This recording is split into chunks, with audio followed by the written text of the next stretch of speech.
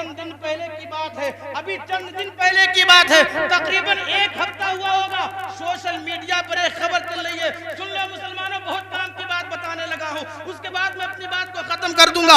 अभी social media पर 1 हफ्ता तकरीबन पहले आपने एक न्यूज देखी होगी, अहमदाबाद की सरजमीन पर आयशा नाम की एक लड़की थी जिसकी शादी लव मैरिज हुई थी, मोहब्बत के साथ आरिफ खान के साथ हुई थी। हज़रात, मोहब्बत से शादी हुई थी, लव मैरिज शादी हुई थी, लेकिन वो शादी लव मैरिज होने के बाद आपने देखा उस लड़की ने शौहर से तंग आकर के, उसका शौहर उसे बहुत परेशान करता था, उसे तंग किया करता था, उसे मारा करता था, उससे कहता था अपने घर पर जा, और अपने बाप से गाड़ी लेकर के आ, अपने बाप से पैसे लेकर के आ, अपने बाप से ये चीज लेकर के आ।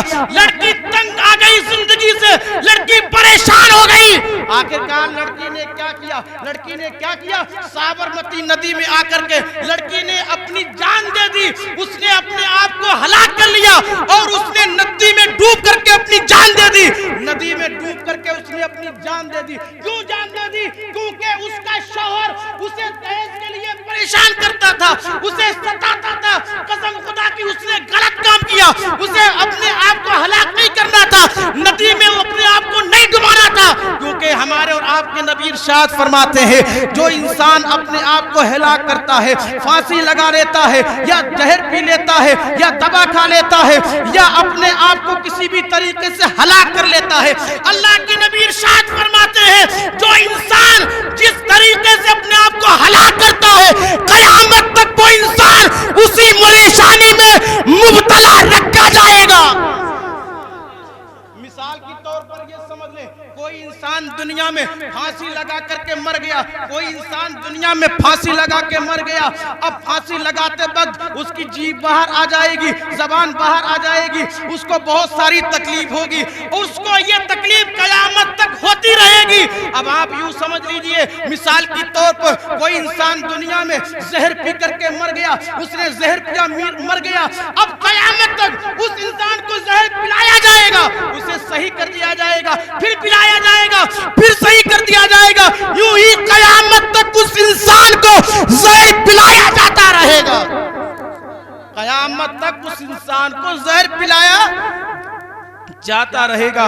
और दूसरी जगह अल्लाह के हबीब फरमाते हैं जो इंसान फांसी से या अपने आप से हलाक हो जाता है वो इंसान जन्नत की खुशबू भी नहीं पाएगा, जन्नत की खुशबू भी नहीं पाएगा।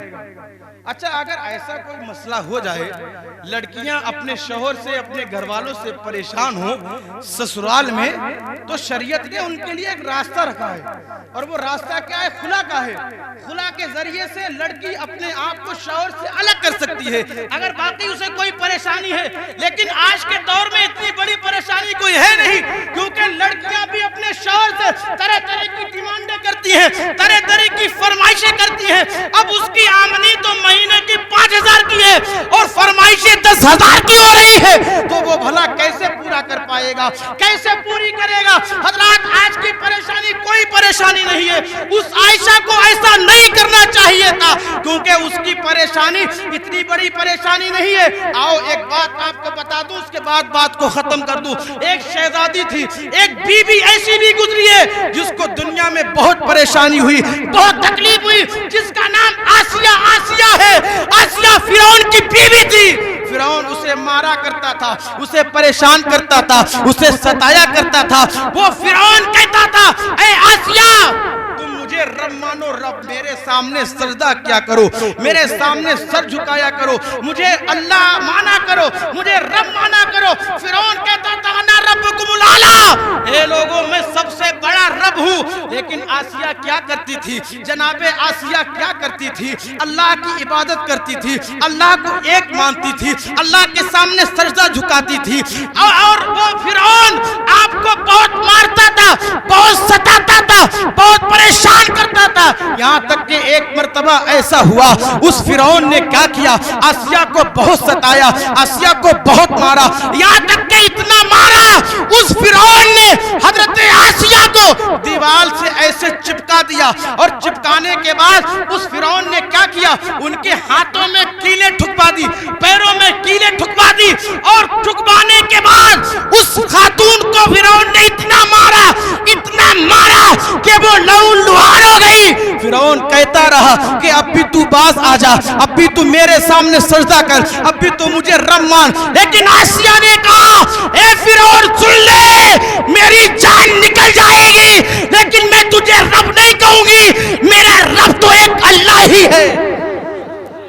میرا رب تو اللہ ہی ہے کہ وہ خالق و مالک ہے, جس نے سب کچھ پیدا کیا ہے, وہی میرا اللہ ہے, وہی پروردگار ہے. میں تجھے رب نہیں مانوں گی, میں تجھے خدا نہیں مانوں گی. میرا خدا وہ ہے جو لوگوں کو زندگی دیتا ہے, لوگوں کو موت دیتا ہے, لوگوں کو زندگی بخشتا ہے. مارنے جلانے کا کام اللہ تعالیٰ کا ہے, میں اسی کو رب مانوں گی. حضرات پتہ یہ چلا اس عورت نے اتنے ظلم و ستم سہے, پھر بھی اس نے پھانسی نہیں لگائی, اپنے آپ کو ہلاک نہیں کیا, اتنی پریشانی کے باوجود. لیکن پھر اللہ نے انہیں کیا مقام دیا, اللہ نے انہیں کیا مرتبہ دیا حضرت آسیہ کو, کہ جب میرے آقا کی ولادت ہونے والی تھی, جب میرے آقا کی پیدائش ہونے والی تھی, تو اللہ نے حضرت آسیہ کو بھیجا, مریم کو بھیجا.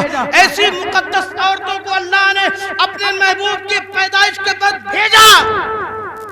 کیوں بھیجا؟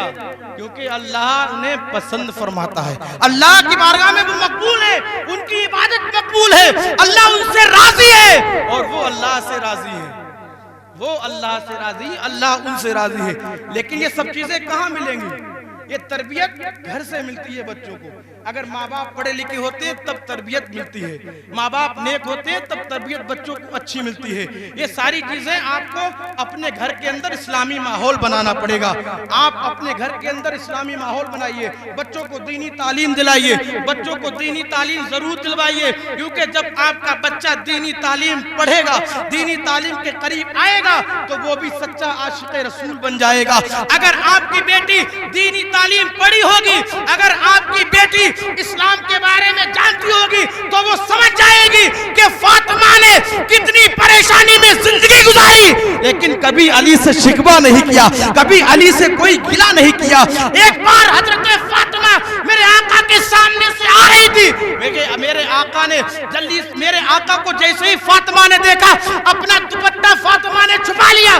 کہا میری بیٹی فاطمہ دوپٹہ کیوں چھپاتی ہو؟ کہا ابا جان اس دوپٹے میں بہت پابند لگے ہوئے ہیں, اس دوپٹے میں بہت پابند لگے ہوئے ہیں آقا. اس لیے میرے آقا نے ارشاد فرمایا میری بیٹی کوئی بات نہیں ہے, اللہ تم سے بہت راضی ہے, اللہ تم سے راضی ہے, اللہ تو تمہارے لیے جنت سے جوڑے بھی بھیج چکا ہے. اس لیے تمہیں دنیا کے لوگوں سے نہیں شرمانا چاہیے. جو انسان دنیا میں اللہ و رسول کی خاطر زندگی گزارتا ہے, اللہ و رسول اس کے لیے دنیا والوں کے دلوں میں محبت ڈال دیتے ہیں, پھر لوگ اس سے محبت کرنے لگتے ہیں. اللہ تعالیٰ